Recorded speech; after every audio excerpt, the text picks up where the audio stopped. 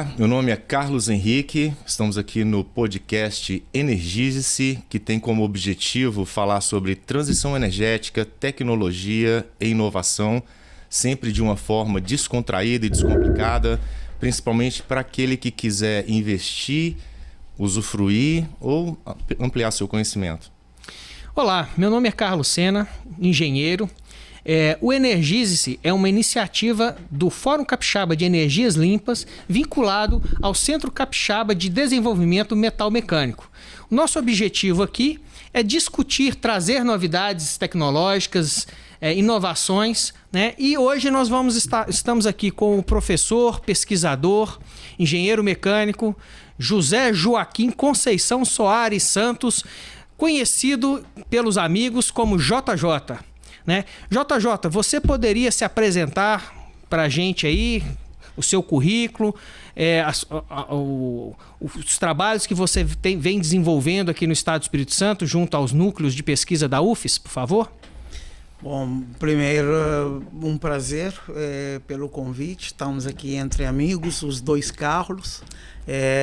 Sim, sou conhecido por professor JJ, na UFES. Estou aqui no Brasil há 30 anos, mas nasci em Cabo Verde, no centro do mundo, né? Olhando no mapa, fica lá no centro.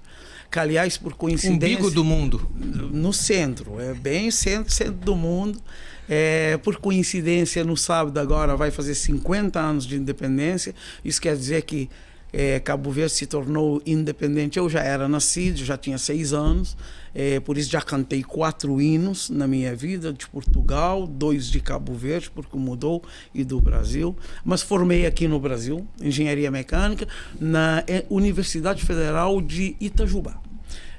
Fiquei 13 anos lá, fiz graduação, mestrado e doutorado. Vim para cá, para a UFES, em 2009 como pesquisador visitante, 2010 efetivado.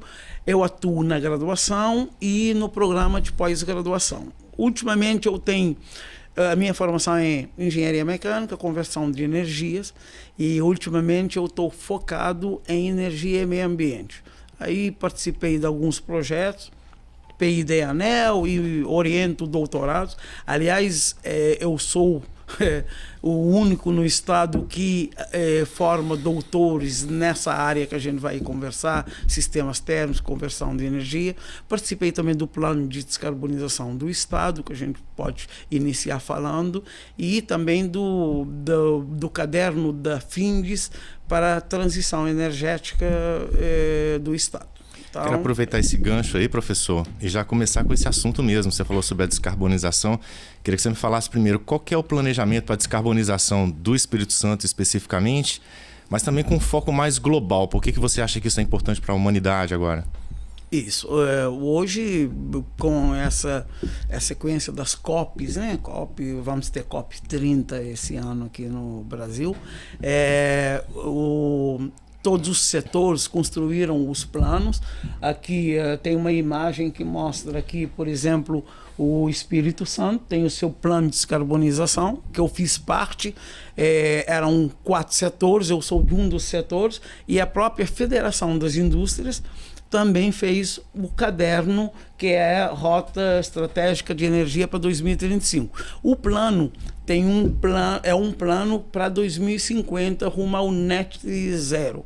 Esses documentos estão na página da FINDES, e esse plano de descarbonização você acha na página do governo do estado, e também a gente tem um grupo Net Zero UFES, que digita Net Zero UFES, você vai achar esse caderno aqui mostrando o diagnóstico que a gente fez e também as estratégias. Temos uma figura aqui que mostra que a nossa situação vai ser meio complicada, né? Se a gente olhar para o gráfico... Marrom, então, é carvão, né? Preto, gás natural. Isso. Então, azul, hídrica, verde, claro, eólica, verde escuro, biomassa. Lá em cima, no norte, gás natural. E a gente pega Rio de Janeiro e Espírito Santo, carvão. Mas carvão mineral ou vegetal? Carvão mineral aqui. O que é? Quando a gente olha esse gráfico, a gente tem uma tendência para falar, mas a gente não tem termoelétrica carvão no estado. E não temos realmente. O problema é que a gente tem siderúrgica igual no Rio. São os dois estados relativamente pequenos, o Rio com uma população maior, mas tem siderúrgica. O que é siderúrgica? Entra carvão, tem todo o processo, e tem os gases siderúrgicos que vão gerar energia elétrica. Por exemplo, aqui a ArcelorMittal tem uma potência elétrica instalada de, eu acho que centenas, 600 megawatts, 600 ou mais. E isso quer dizer, o carvão é a maior fonte usada para gerar energia elétrica, tá? Não é, a gente não está colocando outras coisas. Estou falando para energia. Isso aqui é da matriz elétrica. Não é energia. No caso da CST, acho que capacidade instalada de geração de eletricidade deve chegar próximo ali dos 600 mega, mas a injeção líquida no sistema de distribuição, pelo que me lembro, quando do início de operação da coqueria, né, que inicialmente chamava-se Sol Coqueria, dava uma injeção líquida de 130 megawatts no sistema de distribuição local apenas. Então, eu tive a honra de orientar o mestrado do Tarley, que era o gerente das utilidades lá até 2 meses atrás. Agora está na coqueria. E agora eu estou com o Chum, que você conhece, o André Chum, está lá também agora nas utilidades e segundo eles me falam, eles ficam hoje equilibrando lá, jogando um pouquinho na rede, às vezes puxa da rede. Então eles têm esses 600 mais ou menos. Eu fui visitar lá várias vezes e tem... É só consumo interno praticamente. Isso, mas a matriz elétrica é a eletricidade gerada, então entra nisso. É um consumo evitado, vamos dizer assim, sob a ótica do sistema de distribuição. O gráfico mostra a eletricidade gerada em cada estado. Se é para autoconsumo ou não, tudo entra na conta. E a maior fonte é carvão, por causa disso. Porque a gente tem gás natural, mas não chega a essa potência. A gente tem óleo diesel, não chega a essa potência. Então mas chega bem próximo, né? O gás natural hoje, com essa última expansão, ele deve estar chegando próximo dos 500. Esse gráfico é de 2022. A Linhares Geração expandiu. Linhares, Povoação, Termoelétrica Viana. Isso, que fica tudo lá dentro, que a gente conhece bem. Sim. Mas hoje está com... Deve estar chegando a gás está por uns 500, quase 500. Aí, porque a Viana é óleo, então é 175 por aí, megawatt. Mas enfim, a gente vê por esse gráfico aqui, pelos seus comentários, que o Espírito Santo não está bem na foto em relação à geração de gás carbônico na atmosférica. E aí, pelo que a gente está conversando aqui, o culpado disso, pelo menos boa parte disso, é a nossa indústria pesada, que joga muito CO2. Qual é a saída para isso? O que a gente tem que fazer? Isso é ruim percentualmente. Tem uma outra figura aqui, mais uma figura. Essa figura aqui, primeiro um dado. O nosso estado contribui com menos de 1,5% das emissões do Brasil. Tá? Ou seja... Por mais que seja muito para a gente em comparação com o Brasil... Exatamente. Então, isso aqui é importante. É ruim percentualmente quando você olha aqui. Você olha, por exemplo, aqui é setor de indústria... Só lembrando, aqui é o Brasil e ali o Espírito Santo. Isso, Brasil, Espírito Santo. O Espírito Santo, o setor de indústria e energia... é quase 3 vezes... É o vermelho, não é isso? Isso. E processos industriais. É quase 3 vezes o Brasil, percentualmente. Mas o bom é que tudo isso aqui é 1,5% das emissões do Brasil. O Brasil, o problema é chamado AFOLU. O que é AFOLU? É um setor, vocês estão vendo os setores que a gente dividiu, resíduo, AFOLU, transporte, e eu trabalhei naquele setor lá que é energia e indústria. O Brasil, o problema é AFOLU, que significa, é um termo em inglês, significa agricultura, floresta e outros usos da terra, que é o que está aqui em verde e amarelo. Tá? No Brasil. O nosso não. Inclusive o prognóstico que a gente fez no plano o AFOLU vai nos salvar, porque mesmo com captura de carbono, que a gente previu isso, indústria pesada, a solução, captura de carbono. Mesmo com captura de carbono, a gente não vai zerar o setor de indústria e energia. Mas o nosso AFOLU é muito bom. Então, tem essa parte de capturar carbono, né? Que é uma das estratégias. Na próxima imagem que você falou de estratégia, a gente trabalha na descarbonização com 4 pilares. Um é troca de fonte. Segundo, eficiência energética. Depois compensação e depois captura, tá? Captura é o que está andando muito aqui no estado, tá? Tá tendo muitos memorandos de capturar para injetar. Captura de carbono. Captura de carbono. Mas tem captura e o uso. A gente pode usar o carbono junto com o hidrogênio e produzir combustível sintético.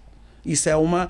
Você pode circular. Você tem uma indústria, sai CO2, você captura, produz hidrogênio, junta e faz um gás natural sintético. CO2 com H2. Fica um hidrocarboneto. Aí se injeta, captura e pode fazer isso uma economia circular. Então tem a captura. Compensação é plantar árvore ou mercado de carbono, né? O plano fala direitinho, que é gratificar. São aqueles 4 aí que você está vendo e tem um monte de estratégia. Lá em cima, incentiva a solar, eólica, aumento da biomassa na matriz elétrica. A gente precisa isso. A gente usa biomassa, sucroalcooleira e eucalipto, mas com eficiência muito baixa. Dá para repotenciar. Os meus alunos estão estudando só temas do Espírito Santo. Ô Jota, no nosso primeiro episódio a gente abordou baterias de termoacumulação, né? Aonde o foco que o engenheiro Hugo Marques aqui apresentou seria a substituição de caldeiras pelas baterias como trocadores de calor, como conversores de calor ali, né? Acumuladores e conversores.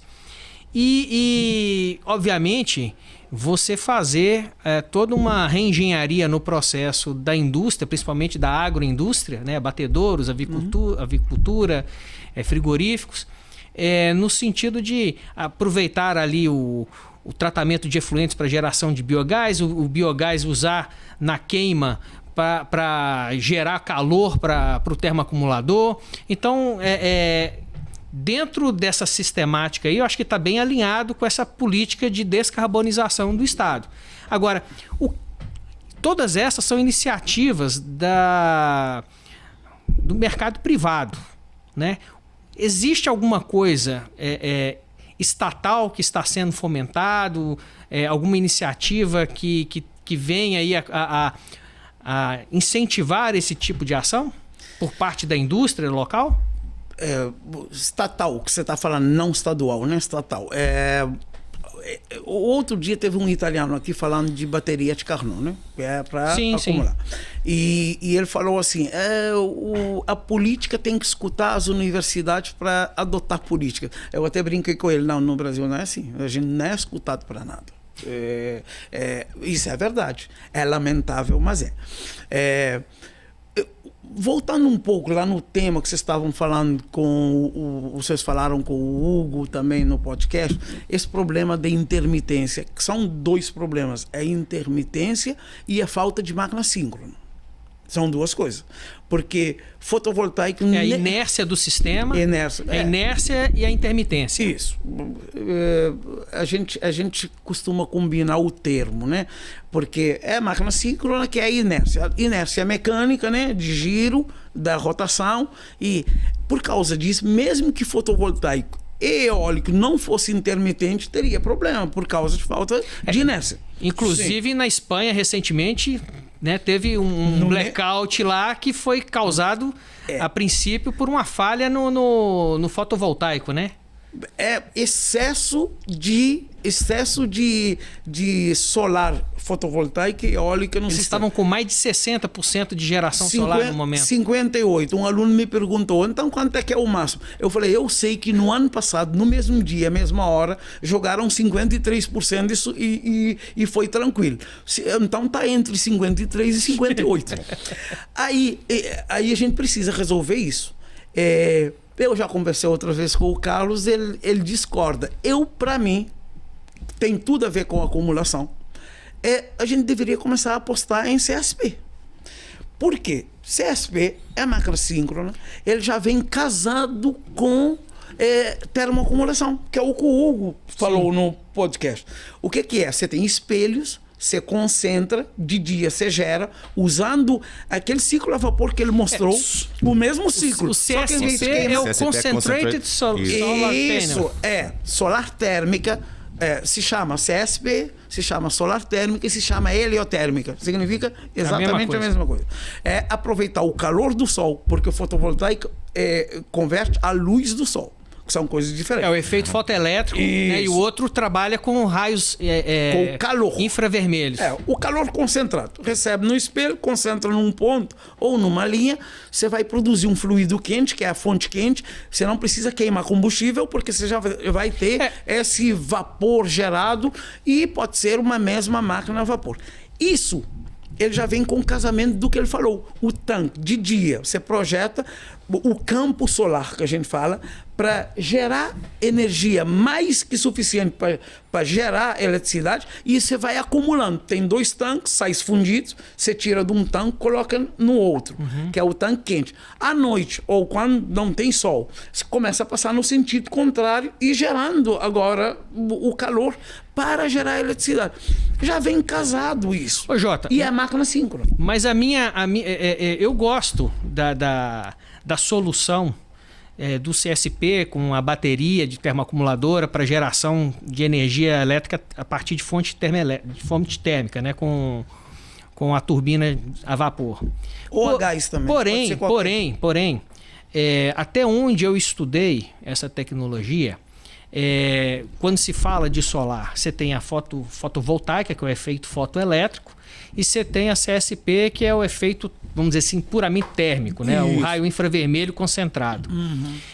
O grande problema é que o CSP ele é muito mais sensível, a eficiência dele é muito mais sensível à radiação solar direta do que o fotovoltaico. Ambos sofrem, né, quando você tem uma alta nebulosidade, mas o CSP sofre muito mais. Por isso que aonde você vai olhar no mundo que a tecnologia do CSP ela tem vingado são áreas desérticas. Você tem lá na China aquele deserto de Gobi, né? Você tem norte da África, lá próximo do Saara. Isso. Então, eu não descarto nenhuma tecnologia, né? A gente já teve essa discussão várias vezes. Isso. Eu não descarto as tecnologias. O que eu acho é o seguinte, que cada tecnologia tem o seu propósito e tem o seu local de viabilidade. Como o Brasil é um país, você pega aqui, por exemplo, o estado do Espírito Santo. Nós temos aqui um grau de umidade média em torno de 80%. Então, o nível de nebulosidade no estado do Espírito Santo praticamente torna o estado impróprio para uma exploração da tecnologia de CSP. Tá, me dá 4 minutinhos para eu tentar ainda te convencer do contrário. Mesmo com a sensibilidade, que é a verdade que você falou, mas você sabe fotovoltaico quanto é que é a eficiência? 17,20, né? Não, em torno. Pouco mais, hoje está chegando a 22. Isso aí. Eles não são concorrentes para pequena capacidade. Pequena capacidade de 1 megawatt, fotovoltaico. Não tem... no seu telhado, na sua casa, fotovoltaico. Estou falando essa expansão. A gente quer aproveitar de forma eficiente e eficaz o nosso potencial solar, a gente tem que explorar CSP ou solar térmica. Por quê? Você chega... A partir de 30 megawatts, que eu estou falando assim, você chega à eficiência o dobro da fotovoltaica, 40 e tantos %. Dependendo, se você usar ciclo combinado, vai para mais. Pode bater 50. CSP, você está comprando CSP com a fotovoltaica. Isso. Em plantas maiores, em torno de 30 megawatts. Para grande capacidade. Em torno de 40%. Então, mas isso... 40 a 50%. Mas quanto isso... maior a capacidade. Enquanto fotovoltaico, como é que você constrói uma planta grande fotovoltaica? São mais placas. A eficiência é a mesma, concorda? Então, não muda. Esse aqui, para grande capacidade, você vai ter dobro ou quase o triplo de eficiência. Mesmo que sofrer algum problema de eficiência, tem um de 50 ou de 20, mesmo que caia para 40, ainda é o dobro. Segundo ponto, eu pedi 4 minutos. É porque a gente já discutiu isso várias vezes. Segundo ponto, realmente é uma tecnologia que eu não recomendo para Cabo Verde. Ilhas pequenas. Agora, o Brasil, sim. Por exemplo, o norte da África está investindo nisso. Ele já vem com máquina síncrona. Ponto 3. Ele pode ser hibridizado com biocombustível. Em vez de acumular, aí de dia solar, à noite você toca com biomassa, por exemplo, ou outro biocombustível. Aí, custo. Tudo bem, é caro. Embora eu já te mandei um gráfico mostrando que a curva de custo está na região de custo de investimento em termoelétricas convencionais. Carvão está na mesma faixa de custo. Fotovoltaica e eólica onshore está um pouquinho mais barato. Mas tudo isso vem com incentivo. Mas vamos lá, quarto ponto agora. Se você já tem uma planta, a biomassa. Já tem uma planta biomassa, já tem a caldeira, tem as turbinas, tem tudo. Você precisa só investir no campo solar. Não. Pega uma sucrocoleira, papel celulose. Você já tem tudo lá. As turbinas, gerador, conectado com a rede, condensador, as bombas. O que você precisa é mudar essa geração de vapor. Aí você vai investir só no campo solar. Um exemplo. Tá? Mas se eu tenho uma sucrocoleira, eu uso o bagaço de cana para produzir vapor e eventualmente gerar energia. E o bagaço de cana, ele acaba que é um resto do processo que precisa ser dado uma destinação para ele. Ótimo. Né? Já no caso, se eu troco isso pela CSP, eu vou ter um problema que é o que eu vou fazer com esse bagaço de cana. Me dá também dois minutos aí. Eu falo, eu tenho um aluno trabalhando com o problema da siderúrgica, um aluno trabalhando com isso. Então, os meus alunos de doutorado, são 6 hoje, todos estão trabalhando com esses problemas aqui. Qualquer assunto que você tocar aqui, a gente está estudando, tá? Então, vamos lá. Esse negócio de repotenciação, o uso de biomassa hibridizado com concentração solar.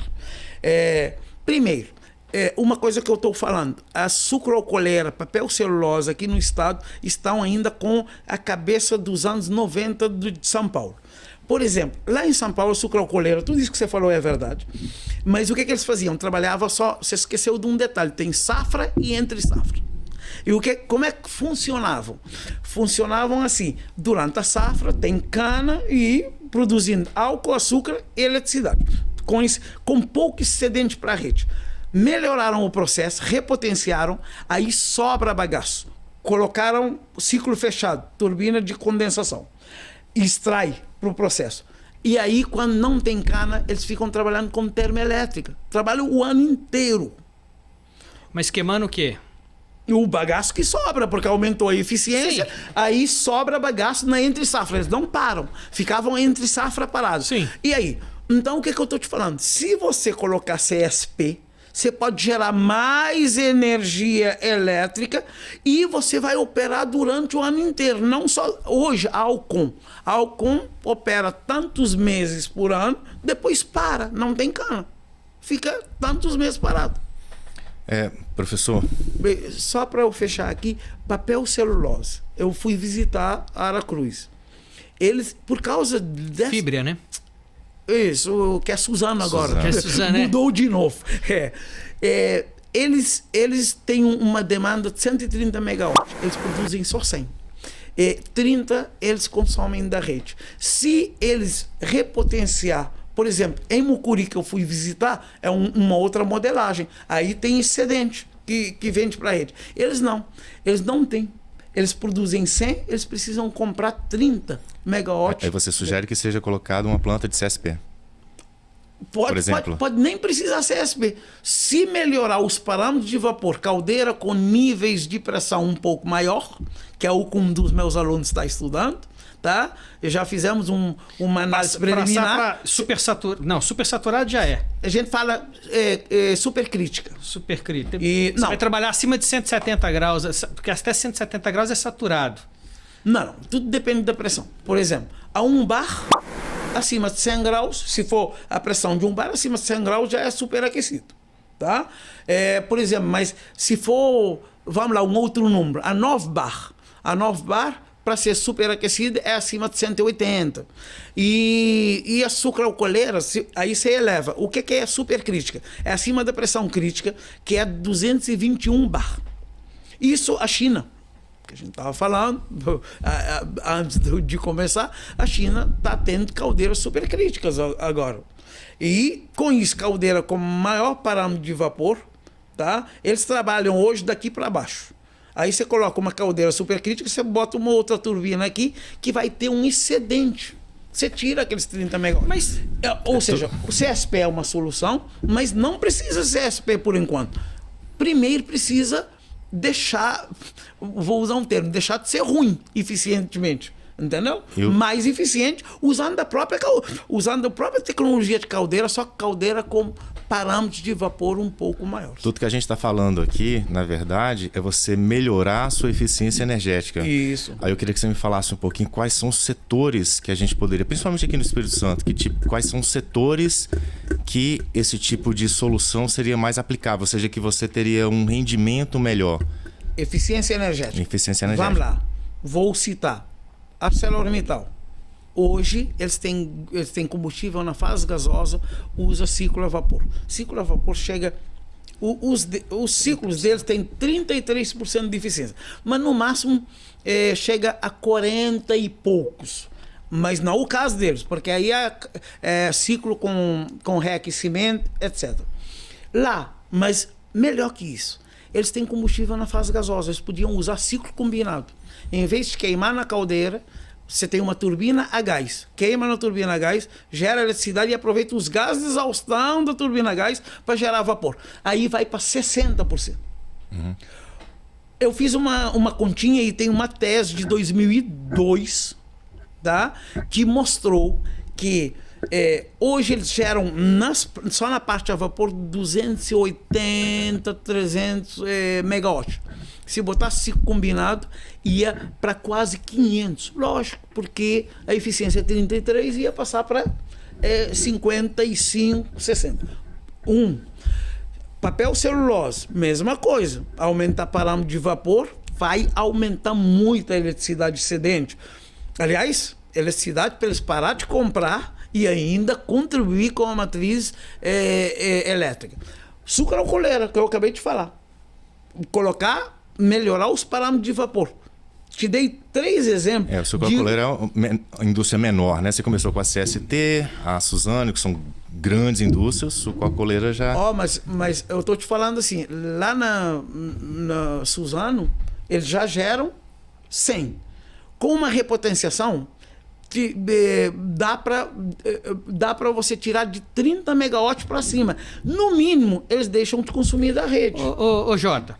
Uhum. Sucralcooleira, eles já vendem excedente, mas os parâmetros de vapor lá são muito baixos. Estou citando a Alcoma, tem outras paneiras que agora estão evoluindo, já eletrificaram as moendas, que é uma coisa que precisa fazer, mas é muita coisa. A eficiência energética, íamos contribuir para melhorar, está escrito numa das estratégias, aumento da participação da biomassa e resíduo na nossa matriz. Resíduo. O ArcelorMittal trabalha com um resíduo. Os gases siderúrgicos é um resíduo químico e térmico. Usa turbina de topo, né, para gerar, para expandir na saída da autoforno e depois tem um potencial químico que é o BFG, COG, LDG, que eles queimam nas caldeiras. Então, é isso aí. Eu estou vendo o melhor aumento da participação, na verdade, é da academia na indústria, principalmente através dos seus alunos aí, que estão fazendo parte da indústria e que estão ajudando a melhorar a eficiência energética. Estudando só temas, eu estou com 6 alunos estudando temas com base no foi detectado no plano de descarbonização e na estratégia. Um estudando o problema da ArcelorMittal, tem um outro estudando essa parte de aumento da participação da biomassa, tem um estudando hibridização de termosolares com resíduos, tem um estudando bateria de Carnot e tem um outro estudando só essa parte de biogás. Ô Jota, mas seus alunos estão estudando isso, e como é que tem sido a receptividade das empresas que estão sendo estudadas com relação ao resultado dos estudos que eles estão desenvolvendo? Você vê a possibilidade de algo ser feito nesses locais? é muito difícil conversar com a indústria. A gente já teve projeto com você. Como é que funciona aqui? Você conhecia a Carla, você tinha obrigação de investir em pesquisa, procurou a Carla, que me chamou, que chamou o Donatelli, que me chamou, e a gente fez um grupo, a gente trabalhou 12 anos juntos. Eu tento conversar com a indústria, mas é muito difícil. Primeiro, às vezes é muito difícil ter pessoa lá que vai te você entender. acessar os níveis de decisão, né? E que a pessoa que está à frente ali consiga entender o que você está falando. Isso. Você citou, eu vou de baixo, o gerente da planta, que foi meu aluno de mestrado, aí passa lá para cima. Mas tem gente, por exemplo, não vou citar nome, mas a gente conhece, depois tem gente que tem o acesso que chega de cima para baixo. Por exemplo, um cara lá da ArcelorMittal chegou para mim e falou assim, veio de cima para baixo falando que alguém está prometendo fazer isso, aquilo, aquilo. Eu falei para ele, o nome desse cara é fulano. Ele falou assim, eu falei assim, exatamente. Eu falei assim, é fria, não passa nem por um crivo da primeira lei da termodinâmica. Mas de qualquer forma a gente... Eu acho que eu conheço quem é essa fulana. Vocês sabem quem. Vocês sabem quem. Eu conheço os gerentes, engenheiros mecânicos, ou fez mestrado, alguma coisa, e eu vou.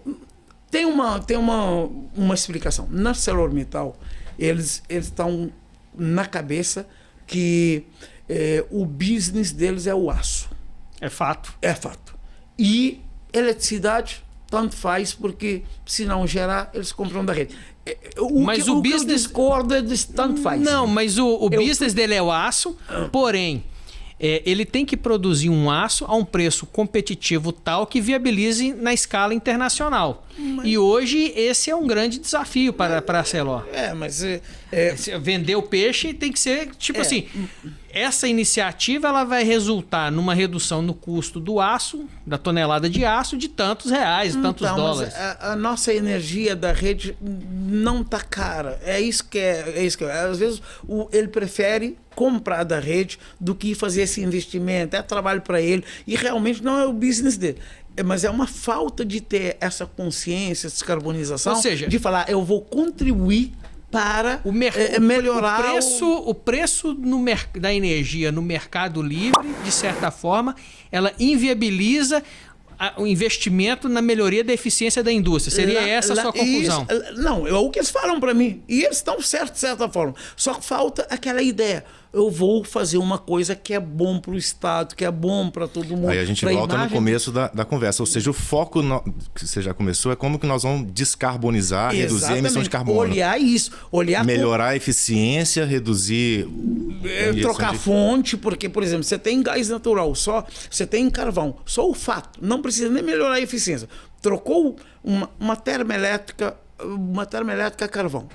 Trocou a queima lá, em vez de carvão, gás natural, reduziu metade das emissões. Que está muito disponível, né? A gente tem muito gás natural. Reduziu metade. A gente não tem termoelétrica aqui, mas, por exemplo, lá no Sul agora aprovou termoelétrica, contrato com termoelétrica é carvão.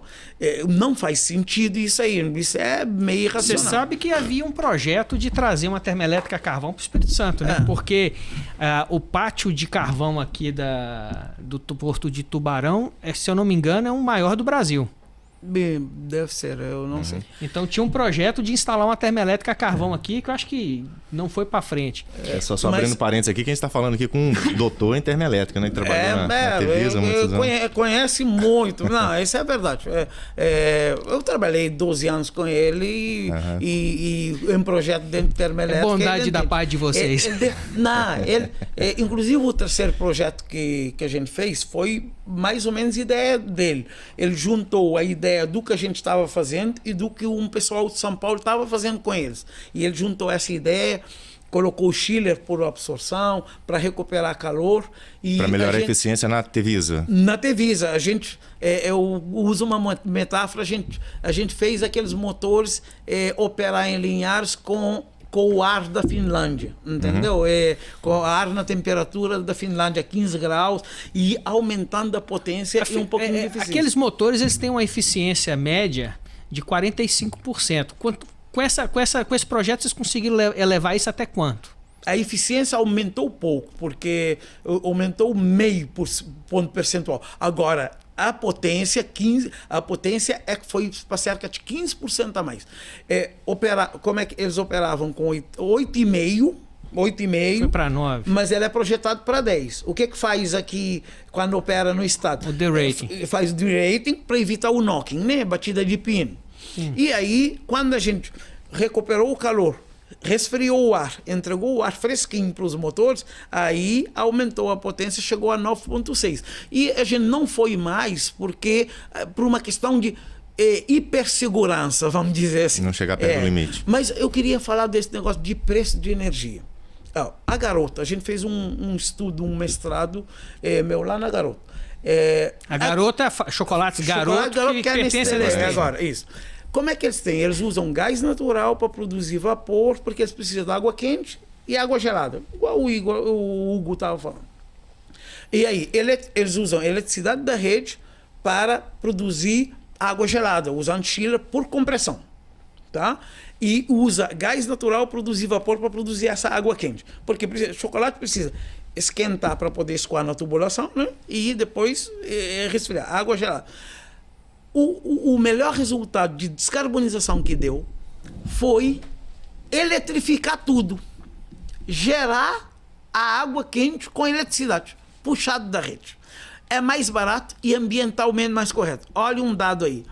A nossa matriz elétrica, cada ano, dependendo de quanto de renováveis tem, o pior ano nosso foi 2014. Você lembra que a gente não conseguiu nem fazer teste lá porque não podia parar. Todo o parque termoelétrico foi despachado. Despachado. E não podia. Para fazer um teste, a gente esperou 3 meses, autorizaram 2 horas numa madrugada de 4 da manhã até 6.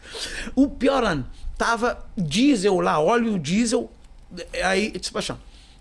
140, guarda esse número, 140 kg de CO2 por megawatt. O pior ano, isso é a nossa eletricidade. O gás natural, in natura, se você queimar 100% de eficiência, já é 200 e pouco.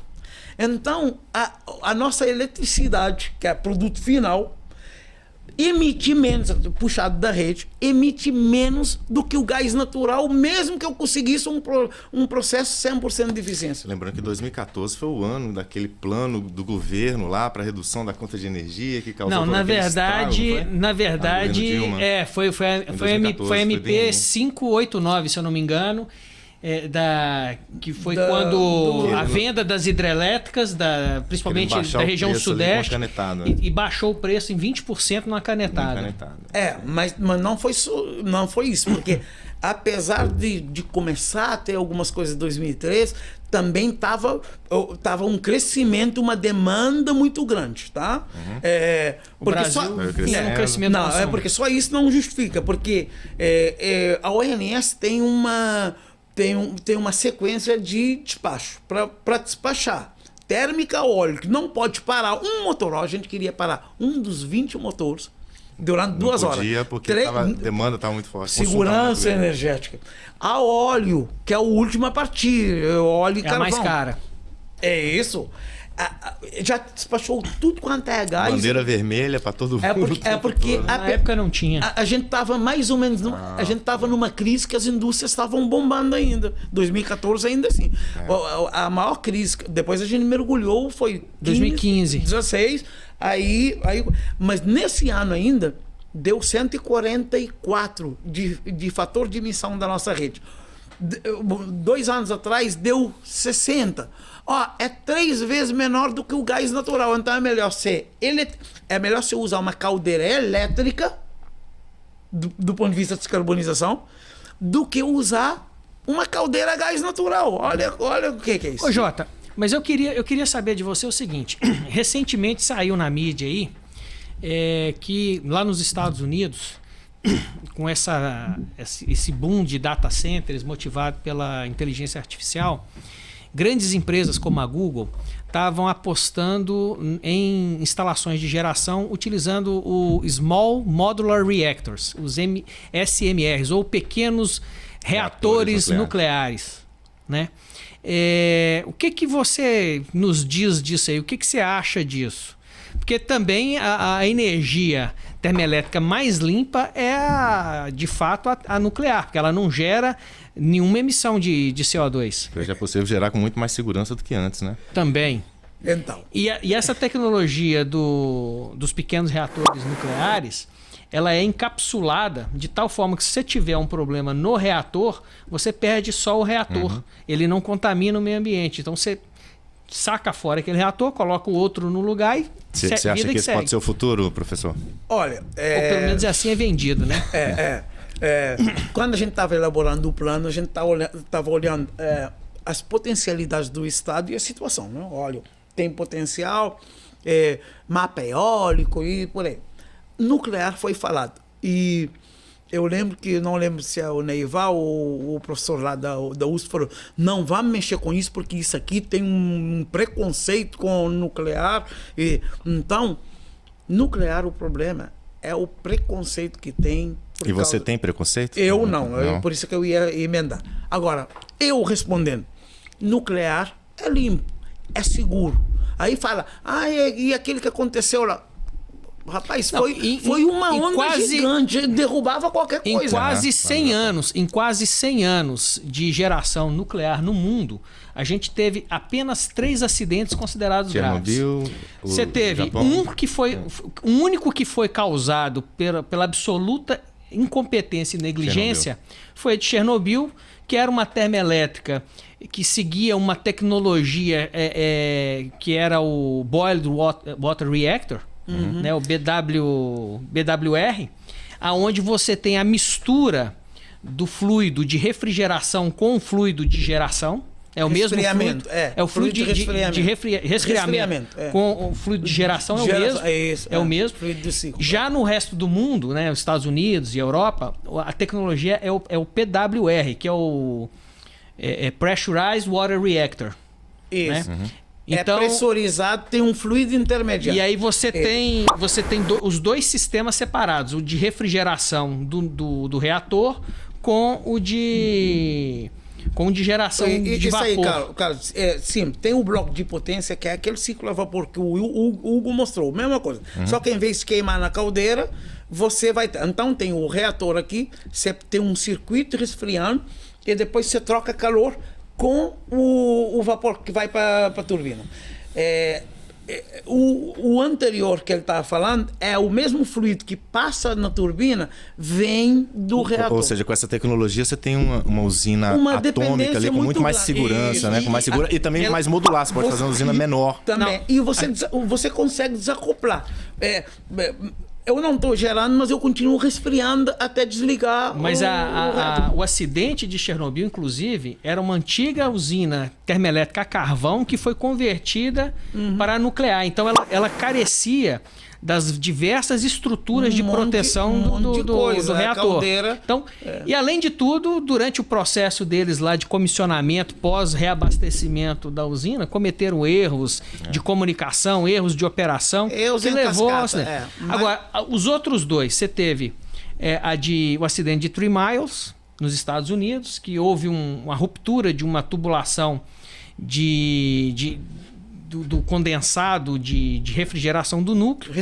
Do resfriamento. Isso aí chegou a ser despejado no rio, mas não se observou nenhum aumento de radioatividade, porque o próprio volume de água do rio, quando misturava automaticamente, poucos metros após o ponto aonde você desembocava ali esse material, a radioatividade já tinha sido diluída. Né? Então, foi um acidente grave, sim, foi um acidente grave, mas não gerou consequências. A França trabalhou muitos anos. Agora, o de Fukushima foi assim, o cúmulo do azar, né? Era um projeto seguro, bem feito, para poder suportar terremotos de 8,5 graus na escala Richter e maremotos de até 6 metros. O que aconteceu foi um terremoto de 9,2 e um maremoto de 10 metros. Uma onda gigante, tsunami. Aí não tem nada que aguente. Aí não teria jeito. Aí foi uma fatalidade. Eu não tenho nada contra o nuclear. É um ciclo a vapor. É um ciclo a vapor normal. ao invés da caldeira você queimar combustível, você vai alimentar com o calor do reator nuclear. Para mim, agora, é muito seguro. Importante e hoje frisar... não tem mais problemas do negócio do tal do lixo nuclear. Hoje tá porque o próprio reator, o material combustível, né? Você hoje já tem usinas mais modernas que elas queimam o urânio até o nível menos radioativo, né? Você enriquece o urânio, coloca ali, esse urânio ao passar do tempo ele se transforma em plutônio, que é a combustível para bombas nucleares, né? Por isso que utilizou-se o urânio num primeiro momento para geração nuclear. Hoje as usinas têm usado o tório, que é um elemento menos radioativo, né? Eu tô rindo porque ele tava com saudade de falar comigo, entendeu? Quando a gente se encontrava... Eu tô vendo aqui que vocês dois estão falando mais ou menos. Quando a gente se encontrava nos projetos que a gente fez com a Tevisa, teve um dia lá no escritório da Tevisa, a gente debatia muito e falava de tudo. Lá em Linhares professor, também. Há 3 anos atrás nós tivemos uma conversa no programa Energia Capixaba, que inclusive tá no YouTube. Tá no YouTube. E você tava falando, a gente focou muito naquela conversa lá, no aproveitamento de energia térmica residual, termoelétrica, para melhorar a eficiência do processo e tal. E tudo que a gente está conversando aqui, eu ainda não consegui entender direito como é que a gente vai chegar, como é que você acha que a gente pode chegar em 2050 com emissão zero aqui no Espírito Santo, já que, conforme suas próprias palavras, pelo que eu pude entender, né, os maiores emissores são as grandes indústrias, e as grandes indústrias, pelo que eu pude entender, não têm tanto interesse assim em reduzir a emissão de carbono. Então, como que a gente vai chegar lá? Por isso é que foi feito o plano, foi para consulta pública, aprovou na Assembleia e o plano vai ser revisto de tempos em tempos. Lá fala muito de captura de carbono. Captura de carbono é direto. Qual é que é o problema da captura de carbono? Consome muita eletricidade. Ou seja, a gente não vai emitir menos, ele vai capturar o que já foi emitido.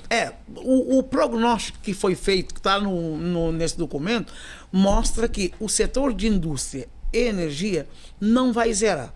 Mas mesmo com captura de carbono, mas como o nosso AFOLU, florestas, vai estar negativo, aí o Estado vai conseguir zerar. As termoelétricas, por exemplo, hoje em dia tem que começar a trabalhar com captura de carbono, que está se chamando termoelétricas sustentáveis, com gás natural e captura de carbono. Também que está no plano. O plano está falando de usar gás natural para transição. Nessa transição, a gente não vai fugir da captura de carbono. Eu estou com um projeto agora que está na FAPES, eu vou talvez ano que vem fazer um pós-doc, se tudo der certo. Estou concorrendo lá na Universidade de Coimbra. Eles estão muito trabalhando com isso, captura de carbono. Bateria de Carnot, são soluções, tá? Bateria de Carnot são baterias térmicas, não é isso? É armazenamento pilha térmica. É uma pilha térmica. Ele assistiu a palestra do italiano lá. É tudo isso que o Hugo falou, só que tem mais uma coisa, é power to power.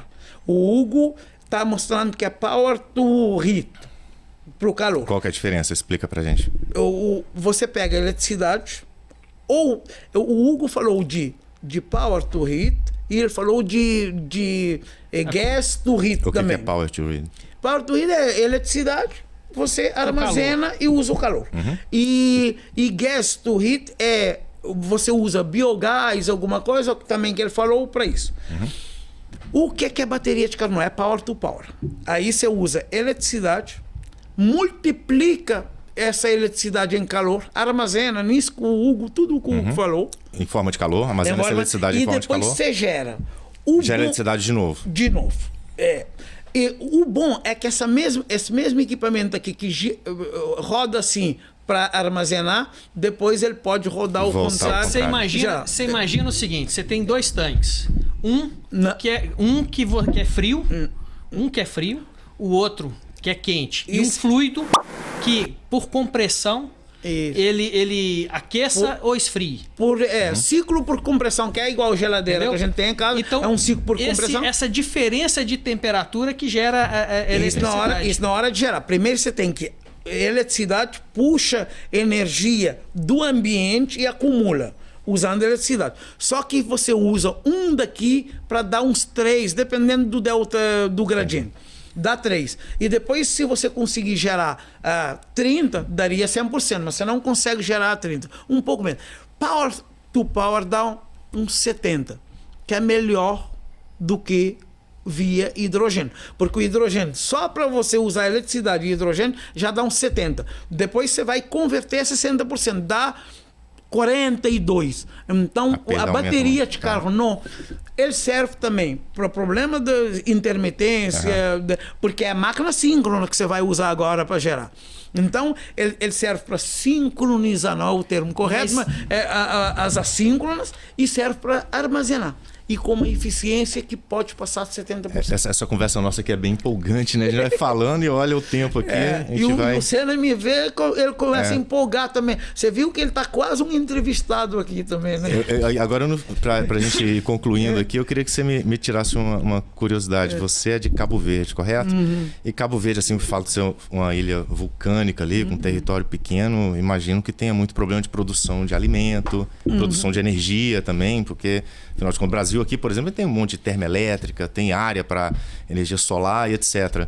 E lá vocês devem ter um desafio para gerar energia para Cabo Verde. Eu queria que você falasse um pouquinho da tecnologia que está sendo usada lá e o que a gente pode trazer de conhecimento aqui para melhorar aqui no território capixaba. Muito obrigado. Me dá a oportunidade de terminar falando de Cabo Verde. Né? Isso aí. Exatamente. São 10 ilhas, não é uma ilha, são 10 que ficam a 500 quilômetros do extremo ocidental da África, que também se chama Cabo Verde. A África, os extremos, é Cabo de alguma coisa, Cabo de alguma coisa, Cabo Branco, Cabo Boa Esperança e Cabo Verde. Tá? Por isso é que Cidade do Cabo, lá na África do Sul, também se chama Cidade do Cabo, porque fica lá no final. 500 quilômetros, 10 ilhas, uma só que não é habitada. Cabo Verde tem, no total, cerca de 1,5 milhão de habitantes só. Só que 1 milhão vive fora. A minha família é representativa. Somos 4 filhos. Tem muita imigração, então, né? Imigração. Somos 4 filhos, mãe e pai. Quem está lá hoje é o filho segundo, eu sou o primeiro, e a mãe. O meu pai sempre ficou indo na Suécia. Eu tenho um irmão em Portugal, uma irmã na Holanda. E eu aqui, então, o quarto. Então, como é que é a economia de Cabo Verde? Uma boa parte é imigração, porque vai gastar lá, outra é remessa, e a gente tem um desenvolvimento mais serviços, não tem muita indústria. Então a demanda energética lá é muito pouca. Não chove, praticamente em muitas ilhas. Isso eu cresci usando água desalinizada. Se eu não te contar, você não vai saber se é ou não é. Mesma coisa. Pô, a gente acabou não falando muito sobre dessalinização, que você adotou no assunto. Que eu tô com um projeto submetido para a FAPES também, em Economia Azul, eu e os meus alunos também, para aproveitar o TEC, que a gente não falou. O TEC é aproveitamento da energia térmica dos oceanos, é usar energia oceânica para gerar energia elétrica. O projeto que a gente submeteu, se for aprovado, a gente vai desenvolver um sistema que usa água do mar, a temperatura da água do mar, o gradiente térmico, para gerar eletricidade e desalinizar a água. Caramba, isso é muito interessante. Para as regiões litorâneas, né, do estado. A gente focou em Conceição da Barra. Eu teria que ter 3 horas para a gente falar de tudo o que. Mas assim, voltando para fechar Cabo Verde, então, não tem muita indústria e a frase que eu costumo dizer, eu nasci num país que foi feito para não dar certo. Tudo, ilhas. Mas deu. Ilhas, longe uma da outra, problema de transporte. Vulcão. Tem uma que é vulcão, mas aquele vulcão é gente boa. Ele só, a cada 24 anos entra em erupção, mas cai assim, desliza. O povo que cultiva uva, um vinho muito bom lá, sai de lá, deixa parar, volta de novo, cultiva uva. Então, tem que fazer... constrói numa ilha, tem que construir na outra. Então, tem um problema de logística lá. O clima não nos favorece muito, mas a gente tem muito mar. Eu já falei para eles, tem mar, tem sol, tem vento. A gente aproveita essa energia toda, saliniza a água, se futuramente é o caminho. Agronegócio lá dá para fazer, porque é muita energia renovável, produz água à vontade, e é só ter vontade política. Falando em vontade política, então, Cabo Verde foi feito para não dar certo e está indo razoavelmente bem. E agora eu moro num país que Deus jogou tudo. Que era no Espírito Santo mais ainda. Né? Mais ainda. E fica capengando. Entendeu? Eu falo isso. Tudo é vontade política. Com vontade política lá em Cabo Verde, a gente acha a solução do jeito que a gente vem achando. Dos países, hoje você pega ranking de democracia, por exemplo, Cabo Verde está entre os melhores, mais bem ranqueado que o Brasil, por exemplo. Está entre os 30, o Brasil fica em 60 e tantos. Mas também tem Angola lá, que fica em 100 e tanto, que é pior ainda. Então, tem uma estabilidade política muito boa lá e uma vontade. Então, quer dizer, diante do que poderia não ser e o que estamos sendo, eu estou... É lógico que a Cabo-Verdiano critica bastante. A gente critica lá porque a gente é crítico. A gente queria que estivesse muito bem melhor, muito melhor. Mas está indo, olhando o que poderia não ser e o que está sendo, eu acho que a gente está bem. E no Brasil, eu acho que a gente está devendo, porque chove, tem ouro. Cabo Verde não tem ouro, não tem diamante, não tem petróleo, nada disso. Nem chuva cai do céu. Ô, Jorge, mas eu acho que com as iniciativas que a gente está vendo aqui, tanto da sua parte aí, né, dos pesquisadores aqui da UFES, criando um centro de excelência aqui no estado do Espírito Santo, né, participando do plano de descarbonização aqui do estado, já é uma sinalização que a gente obviamente precisa de apoio para que as coisas aconteçam, né? Inclusive transformando o estado do Espírito Santo num polo de inovação tecnológica, pesquisa aplicada, né? Eu estou fazendo isso, deixa eu fazer o meu merchan. A gente acabou de registrar no CNPq o nosso grupo, porque eu cheguei aqui não tinha curso de doutorado aqui, agora eu já formei 6 doutores. Parabéns. Um trabalha comigo, lá no departamento. Eu tenho 3 no IFES, tem um na UF São Mateus, tem um na UVV. A gente está com um grupo chamado NET-ES. A gente usou esse propósito. Você me ensinou a usar siglas que faz propaganda, né? Então é NET-ES. Parece que é NET, relacionamento, NET zero, ES, de Espírito Santo. Mas significa Núcleo de Excelência em Termoeconomia e Energia Sustentável. Muito bom. Bacana. Muito bom. Eu aprendi com ele porque ele deu o nome de um projeto Sourais, que na realidade, quando você fala Sourais, parece que é plantar arroz. Mas na realidade é coisa do projeto. Em inglês, Superstructure, Optimization, of Waste e por aí. No outro ele deu o nome de Kratos. Parece que é um deus grego. Um deus ou um animal da mitologia. Mas Schiller... Kratos é Schiller as Recovery Alternative. Muito bom. E ele me ensinou isso. Quando a gente foi fazer, eu falei assim, vamos colocar NET. Todo mundo hoje é NET, relacionamento, NET zero. E tem ES, Espírito Santo. E aí a gente falou assim, e vai dar certo. Eu contei para eles que eu aprendi com você. Aí eu falei assim, é Núcleo de Excelência em Termoeconomia, que é o que a gente faz, que a gente tem uma projeção internacional nisso, e aplicado à energia sustentável. Jota, muito bom. Prazer muito grande tê-lo aqui conosco hoje, né? De fato, o assunto empolga.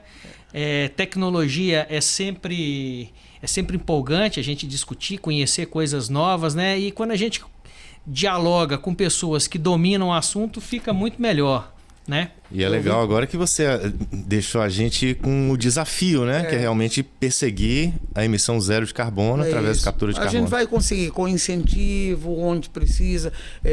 A EPE tem um documento de 2022 que fala sem incentivo essas indústrias pesadas, cimento, siderurgia, não vão conseguir descarbonizar.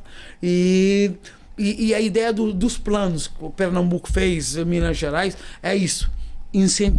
Dar incentivo fiscal, alguma coisa, para isso, porque instalar captura de carbono não é barato porque tem um investimento, que não tem nenhum produto agregado, você não vai gerar mais. Pelo contrário, você vai consumir. Então eu queria só agradecer a vocês. Muito bom estar com vocês aqui. O Senna é amigo de longa data. Você faz uns 5 anos que muita admiração por todos vocês, e continuamos aí. Não estou, mas voltarei para o FCEL, porque eu adoro aquele Fórum Capixaba de Energia Limpa. Você nunca saiu, tanto que você está aqui agora. Exatamente. Eu tô como é que é? Momentaneamente sem estar no grupo do WhatsApp, mas eu estou no grupo, no fórum. Com certeza. Tá bom? Jota, muito obrigado por estar aqui. Eu que agradeço. Esperamos vê-lo de novo aqui numa próxima vez, trazendo novidades para a gente, né? E esperamos também ver as pesquisas que vocês estão desenvolvendo aplicadas e viabilizadas, né, no mundo real, né? E é isso. E que esse programa também ajude na interface aí entre a academia e a indústria, né? Que todo mundo tem a ganhar. Academia, indústria e política. Você viu na palestra que eu fiz, podem ir, pode avisar o pessoal, vai lá na página do YouTube, Energia Capixaba. Eu mostrei lá uma imagem de fé. Política, mercado e academia. Esses 3 pilares juntos vai decolar e tudo vai dar certo. Maravilha, muito obrigado, JJ. Muito obrigado. Eu agradeço. E aí, se vocês gostaram de escutar essa entrevista, esse bate-papo, né, falando sobre tecnologia, inovação e energia, transição energética, dá uma palhinha para nós, clica no joinha aí, curta o nosso vídeo, divulgue o nosso trabalho e participe como membro no nosso canal. Muito obrigado a todos e é isso aí. Vamos para frente. Obrigado. Tamo junto.